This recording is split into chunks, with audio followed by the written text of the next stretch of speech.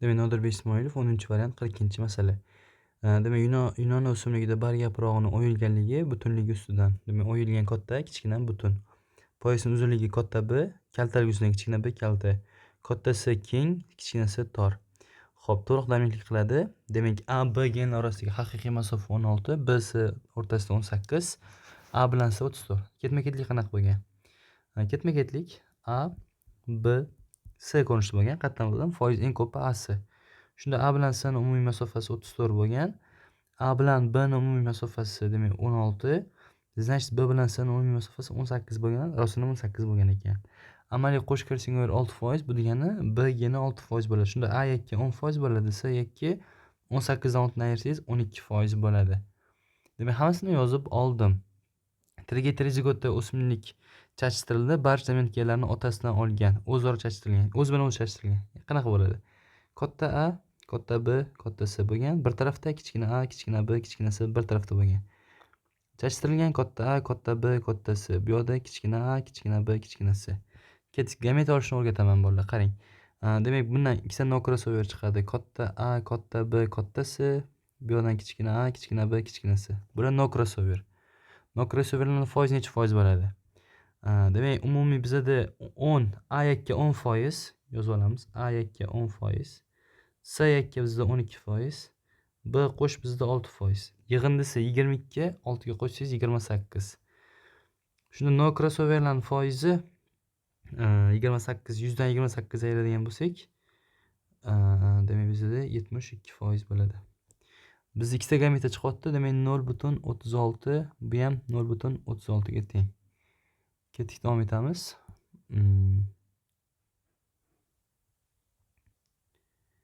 Endi A yakkani qilamiz. A yakkani qilsak, A genini o'zgartiramiz. Shunda kichkina A, katta B, katta C bo'ladi. Bu yerda katta A, kichkina B, kichkina C bo'ladi.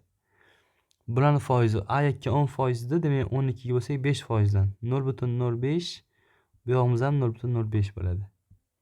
Endi C ni o'zgartiramiz. C 2 bo'ladi. Katta A, katta B, kichkina C, kichkina A, kichkina B, katta C. Bular demak bizda C 12% da 2 ga bo'ladigan bo'lsak 0.06 dan bo'ladi. Bu ham 0.06. Endi B ni o'zgartiramiz. Katta A, kichkina B, katta C, kichkina A, katta B, kichkina C. Foizni yozadigan bo'lsak, bizda B qo'sh 6% da, demak 6 ni 2 ga bo'lsak 0.03 dan bo'ladi. Har bir gametani foizini yozib oldim. Endi bu yerga ham xuddi shuni tez yozib olishimiz kerak, chunki o'zaro chachishtirilgan degan. Katta A, katta B, katta C, kichkina A, kichkina B, kichkina C. Katta A, kichkina B, kichkina C, kichkina A, katta B, katta C. Katta A, katta B, kichkina C, kichkina A, kichkina B, katta C. Katta A, kichkina B, katta C, kichkina A, katta B, kichkina C. Foizlari 0.36, 0.36, 0.05, 0.05, 0.06, 0.06, bu yerda 0.03, 0.03 yozib oldim. Endi belgilarning genlarini ota organizmga o'tib yozdik. Pent kattaklariga xos qilgan gametlarni yozdik. Har bir gametani foizini ham yozib chiqdik. Foiz so'ragan bo'lsa, ya'ni 36% yoki 5% yoki 6% yoki 3%. Shu narsa. Ketdik. Endi masalani ishlashni boshlaymiz. A shartida nima deyilgan? A shartida aytilganki, olingan F birchida no crossover organizm soni biz 72% da umumiy 20 mingta o'simlik olingan, yozib olamiz. 20 mingta o'simligingiz bizda 100% bo'ladigan bo'lsa, 72%imiz qancha deymiz. 72%imizni topishimiz uchun 20 mingni 72 ga ko'paytirishimiz kerak bo'ladi. Demak 20 mingni 72 ga ko'paytiradigan bo'lsak, bizda demak topadigan bo'lsak, biz 20 mingtani ko'paytiramiz 0.72 ga 14.400 chiqadi. Yo'q, to'xtang. Bizda bu tahlil chachishtirilgan-ku, ya'ni penetga qarab topish kerak bo'ladi buni. Bizda no crossoverlar qayerdan chiqadi? Demak, qizil markerda yozaman. Mana no crossover, mana no crossover, mana no crossover, mana no crossover. Qolgan hammasi crossover.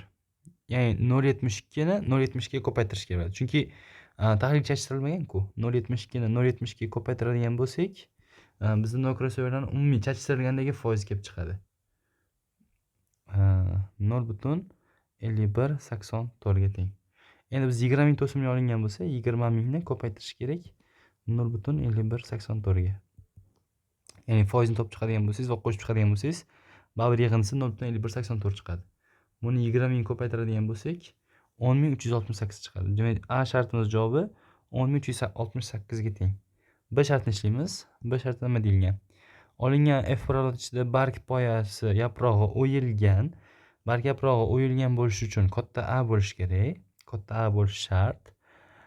Poyasi uzun katta B bo'lishi shart.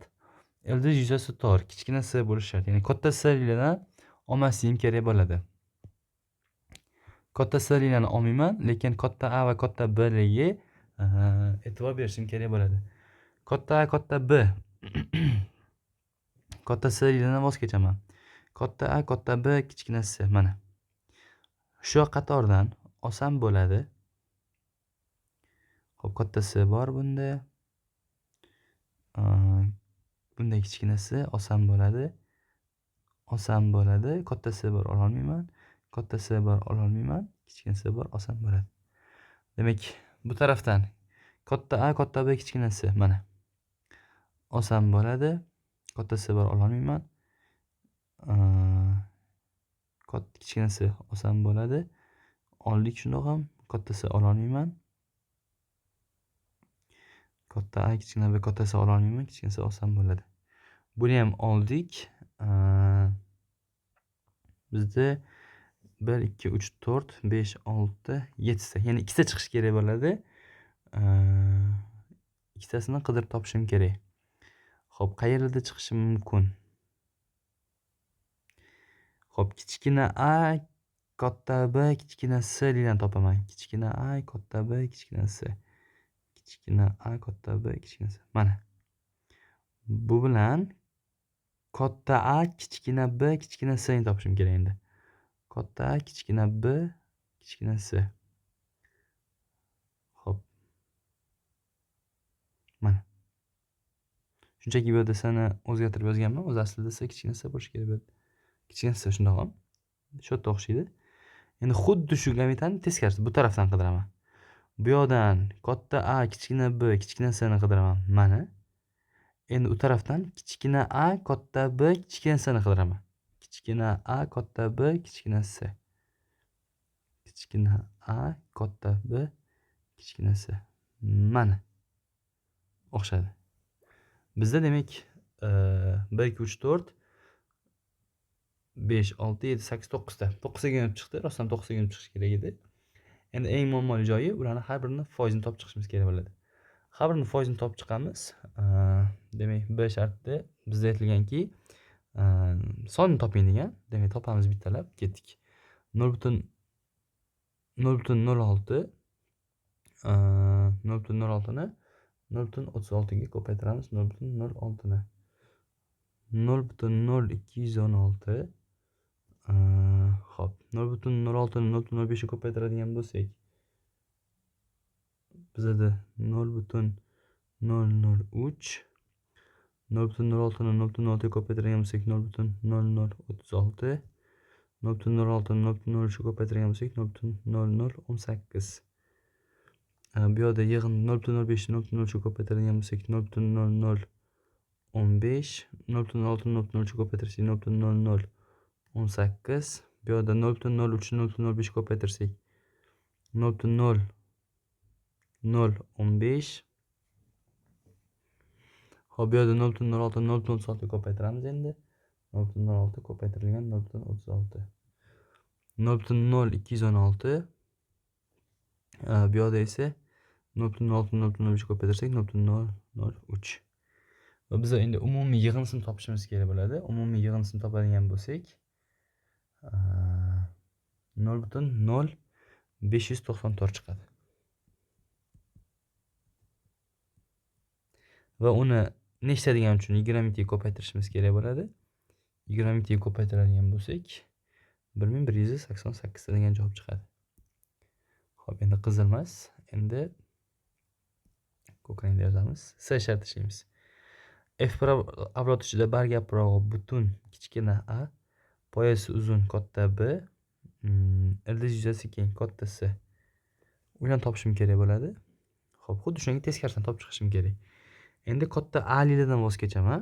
Ya'ni kichkina a, katta B, katta S bilan qarashim kerak. Kichkina a, katta B, katta S. Shu reytdan qarayman, katta A lilani olmayman. Olsam bo'ladi. Xo'p, katta. Olsam bo'ladi. Katta B olmayman. Olsam bo'ladi. To'rttasini topdim. Endi bu yerdan xuddi shunaqa kichkina a, katta B, katta S ni topaman. Mana. Ketdi, kattani olmayman, lekin bu qolganini olaman. Olsam bo'ladi. Endi boyagini teskarisini qilamiz. Katta a, yo'q, kichkina a to'ku bizda. Katta B, kichkina S. Kichkina a, katta B, kichkina S ni topaman. Kichkina a, katta B, kichkina S.